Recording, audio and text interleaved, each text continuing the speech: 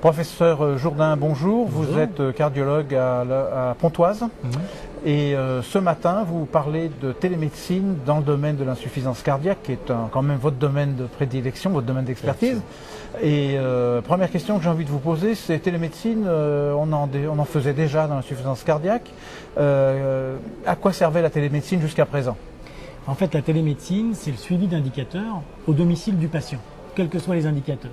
Alors évidemment, on se souvient des vieux ordinateurs il y a encore 10 ans, 15 ans. Eh bien, ces ordinateurs, ils ont évolué. C'est pareil sur la télémédecine. Ce qu'on surveillait à 10-15 ans, maintenant nous apparaît comme complètement obsolète. Et que c'est pour ça qu'actuellement, on est véritablement au croisement des routes. Et de se dire, actuellement, la télémédecine, avec les nouveaux apports qu'on peut avoir par la science, c'est probablement pas du tout ce qu'on faisait avant, où on surveillait juste le poids, par exemple, ou juste des symptômes. Et ces nouveaux indicateurs, ces nouveaux marqueurs, ils sont nés du développement des techniques. De quelles techniques? Alors en fait, historiquement, la télémédecine, elle s'est basée surtout sur la surveillance du poids avec des balances connectées, sur la surveillance des symptômes, par exemple, sur la surveillance de la pression artérielle. Et on s'est aperçu que ces trois marqueurs-là, finalement, n'étaient pas très discriminants, ce qui faisait un grand nombre de fausses alertes, et ce qui fait que finalement, dans la littérature, l'opinion était assez partagée. Les nouvelles techniques, c'est probablement d'apporter de la biologie au domicile du patient, c'est-à-dire que ce qu'on a fait chez les diabétiques avec les lecteurs de glycémie, le faire maintenant sur des lecteurs de BNP, BNP qui est l'hormone qui permet de savoir finalement la sévérité de cette insuffisance cardiaque, et donc peut-être, si l'étude PIMS est positive, de déterminer si la suspicion mise en avant par la clinique est validée ou infirmée par ce dosage-là, et donc on arrive véritablement dans un nouveau modèle de télémédecine. Enfin, il y a d'autres marqueurs, en particulier tous ceux qui sont sur les prothèses embarquées, les pacemakers, les défibrillateurs, et là clairement on a un progrès évident dans la surveillance du malade. Concernant les paramètres biologiques, ça se passe comment? C'est un dosage ou alors on tempère, on fait des dosages, on temporise, on fait des dosages au fur et à mesure que les symptômes évoluent pour voir si on passe un seuil critique? Comment ça se passe? Alors en fait, on pourra en discuter lors de la lecture du professeur Alan Meisel, qui est l'inventeur du BNP au bout du doigt, comme on avait la glycémie au bout du doigt, et qui fait la conférence américaine aux Journées européennes de la Société française de cardio. Très clairement, il y a deux opinions. Il y a le côté un peu américain qui dit qu'il faut faire cette mesure tous les jours, un peu comme la glycémie. J'allais dire, nous on est un peu en retrait les Européens là-dessus, pourtant Dieu sait que j'aime bien les peptides, mais pour dire finalement, vu le coût du peptide, on doit l'utiliser vraiment quand on veut un changement thérapeutique ou quand on a une information spécifique à donner. Et clairement, moi je crois que la place des peptides dans ce cadre-là est quand on a une suspicion clinique de décompensation, de faire son dosage et de voir en fonction de ça si le BNP a beaucoup monté, s'il est au-dessus des seuils d'insuffisance cardiaque, pour confirmer l'existence d'une alerte, c'est-à-dire d'une décompensation. Donc je pense qu'une fois par semaine et au maximum une fois par semaine, pas plus, et surtout en cas d'alerte, le dosage chez lui en 15 minutes permet d'aider à confirmer le diagnostic. Donc on est en plein dans la médecine personnalisée.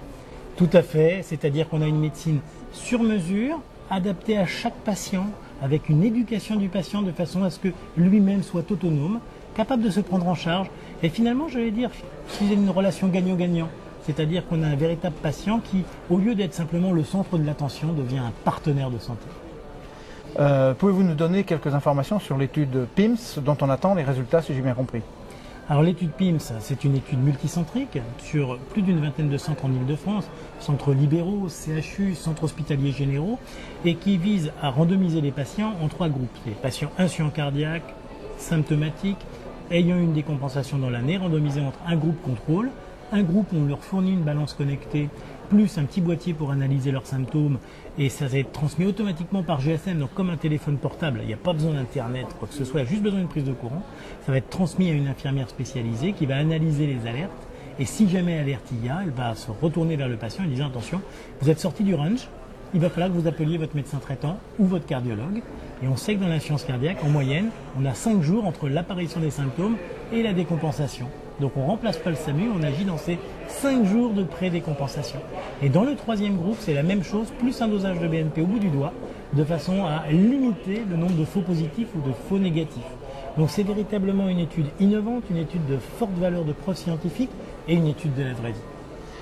Les 5 jours, ça veut dire que l'équipe de veille n'est pas en veille 24 heures sur 24. Effectivement, c'est-à-dire qu'au lieu de se dire que nous allons remplacer le SAMU, parce qu'en France on est déjà très bien achalandé sur ce plan-là, l'idée est de dire on fonctionne aux heures de bureau. Et qu'on dit aux patients, si on détecte tôt les signes, on a 3-4 jours pour réagir, et donc on a le temps. Simplement, ce qu'il faut, c'est pas attendre le dernier jour. Et je crois que vraiment c'est une idée très différente de la télémédecine telle qu'on connaissait, un peu la télémédecine comme dans l'urgence, où il faut réagir tout de suite. Là, l'idée, c'est véritablement d'agir extrêmement précocement, et surtout d'autonomiser le patient, parce que comme ça, lui-même pourra probablement se réadapter, faire peut-être plus attention à son alimentation, et on sait que comme ça, les 2/3 des décompensations pourraient être évitées. Merci beaucoup, professeur Jourdain, Merci. de nous avoir introduit dans le domaine de la médecine personnalisée par le biais déjà de l'insuffisance cardiaque. Merci bien.